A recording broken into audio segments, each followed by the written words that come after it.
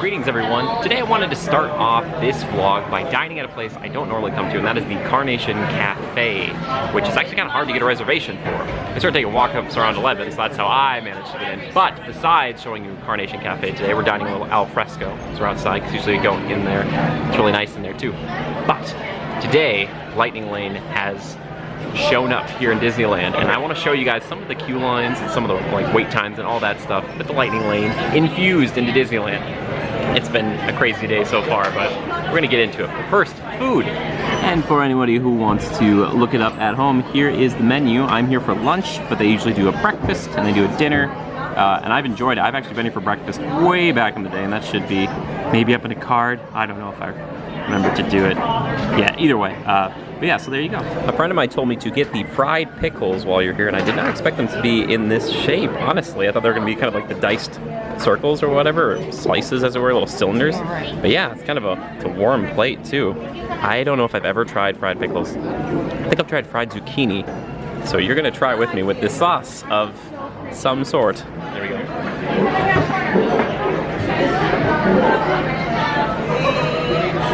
Okay. Now for the sauce. Okay.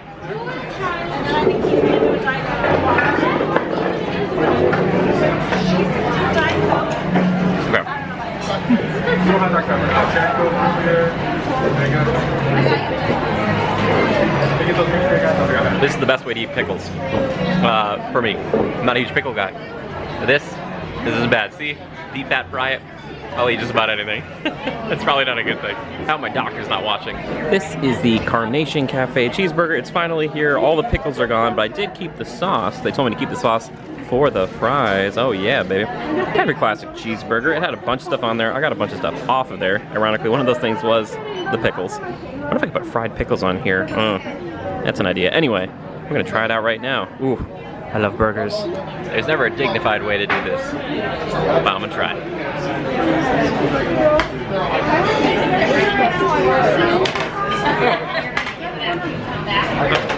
It's great. The brioche bun, very light. This is a much lighter burger than I thought it was going to be, and I appreciate that. It's good, it's solid, I like it. Let's try the fries now. Yeah, classic fries. That's good. Had the fries with that little sauce with the pickles. That's pretty fun. That sauce is like a sour cream mix or something. I don't know, but it's good. Now I'm gonna really dig into it and let you know what I think after. If you're wondering what happened to my food, I've got one word for you.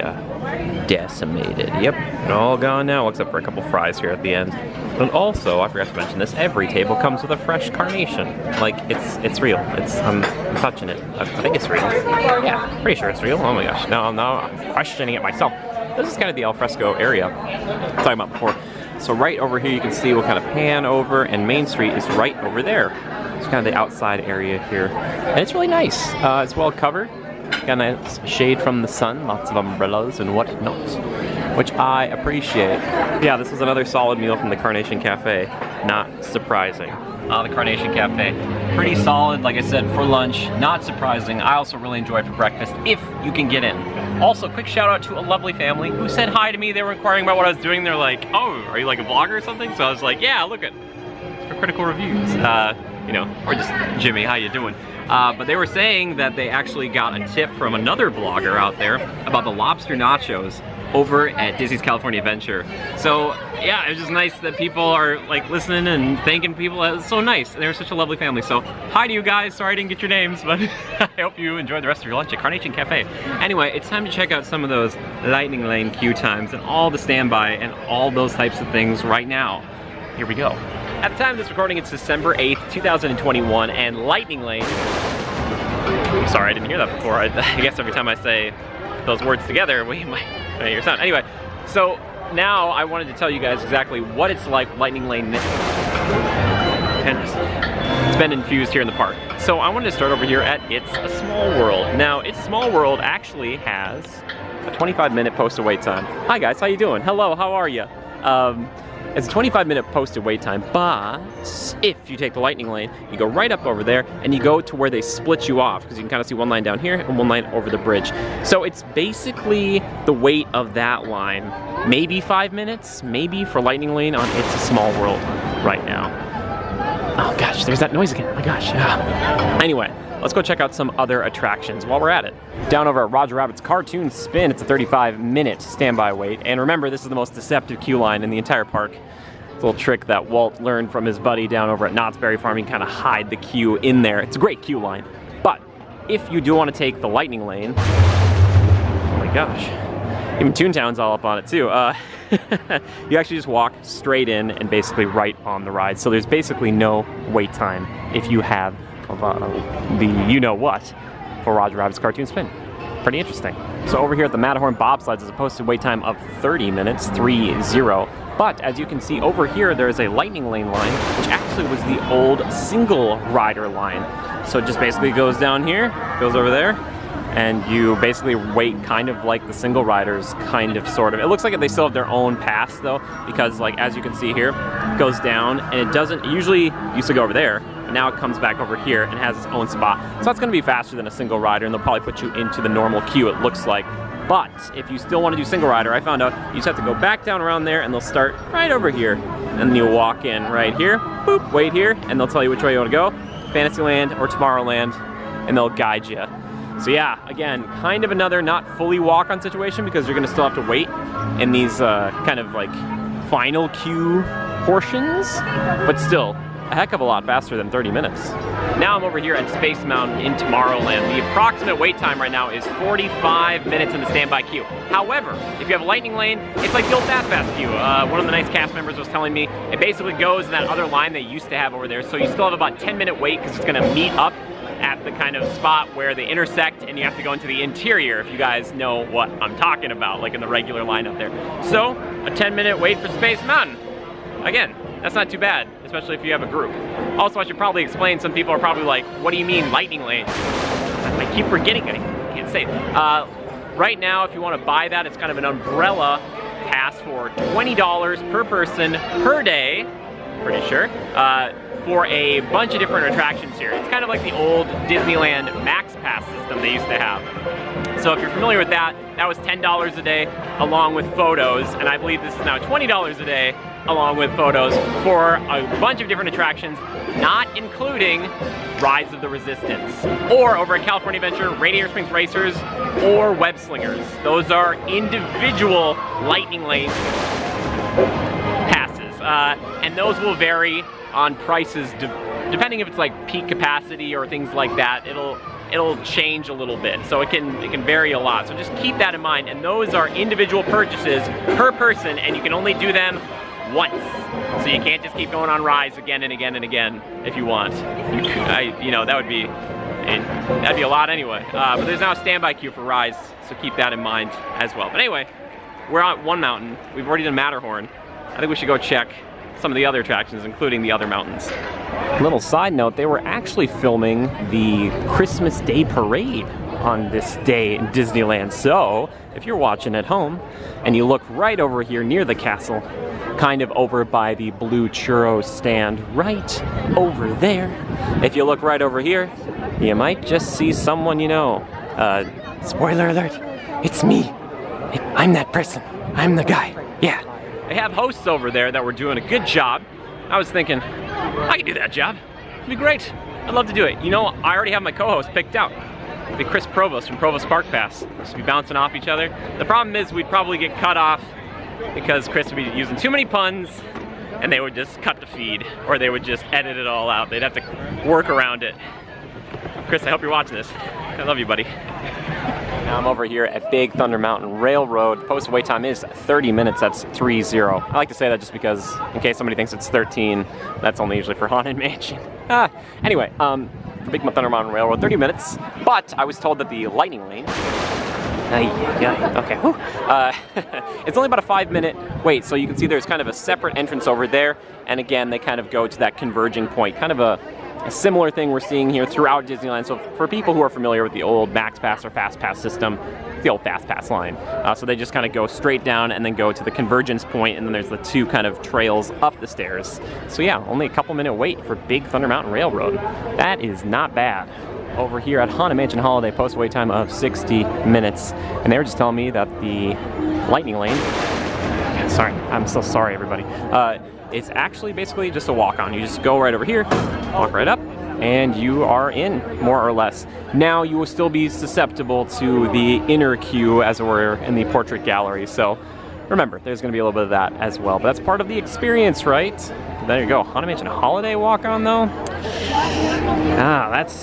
That's kind of tasty. I'm over at Indiana Jones Adventure, Temple of the Forbidden Eye, and the Lightning Lane. Okay, I gotta stop. Is that a joke? Is it going on too much? Anyway, they actually have a return time here because the standby queue is 50 minutes. That's quite a lengthy time. However, if you do the Lightning Lane, they give you return time. So right now it's for 3 o'clock. It's like 2:40 in the afternoon. So keep that in mind if you want to ride Indiana Jones Temple of the Forbidden Eye. That's actually kind of nice, but then you're going to be going in and converging into the regular queue with everybody, but you have a shorter, you don't do the switchbacks out front, if you're familiar with what I'm talking about. Now we're over at the final mountain, if my math is correct here, Splash Mountain. Now the approximate standby wait time right now is 25 minutes, but the LL, I got it, oh, nope, I almost said it, ooh.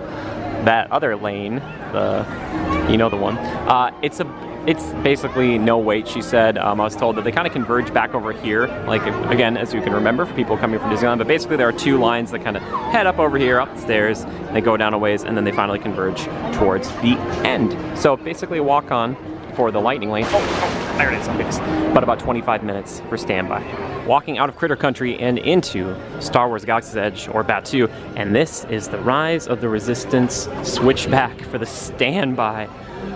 Oh wow, like, I've seen it worse, honestly. But still, that's a little bit of a spicy queue. I'm using that word spicy in both good and bad context. You be the judge.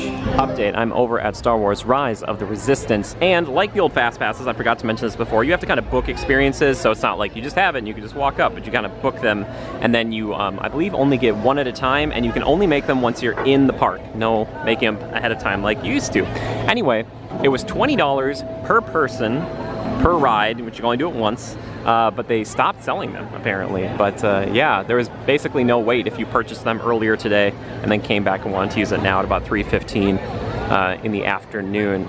Really interesting. I'm so curious to see how this evolves over time, especially for this attraction, which a lot of people were spending a ton of money extending their vacations just to try to ride it. So I understand for some people if they do want to just spend that money for their family to ride it once on their last day or first day or whatever it might be. But remember, there's still the standby queue. And just for reference, the Rise of the Resistance standby queue right now is 75 minutes. It was 90 earlier today, which is really not that bad because I've seen it at 180. Oh boy. In between though, they did the virtual queue and then the Lightning Lane. It's just everybody went there first thing in the morning. So you just gotta walk on whatever at the beginning of the day. It's kind of the same though today, the experience. Now we're gonna check out Smuggler's Run and see what that's like.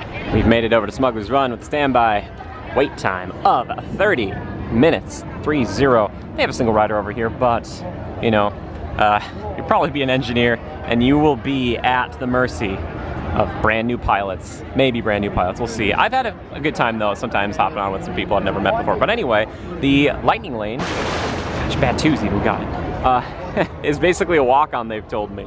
So keep that in mind. But 30 minutes, I saw 20 minutes on the app. There's also Chewbacca out here, who looks like he's been groomed. Chewie's looking pretty good. Also, I hope I never get to the point in life where I look at the Millennium Falcon, like a life-size Millennium Falcon, the Millennium Falcon, and not feel anything. Like, it's nice to feel just a little something. There's Chewie. We got a wave in him. He gave us a wave. That's for us right there, I'm sure. I'm so sure. I was talking to another one of the lovely cast members over here, which, by the way, side note, always, cast members do the best. Thank you. This place wouldn't exist without you. You're wonderful.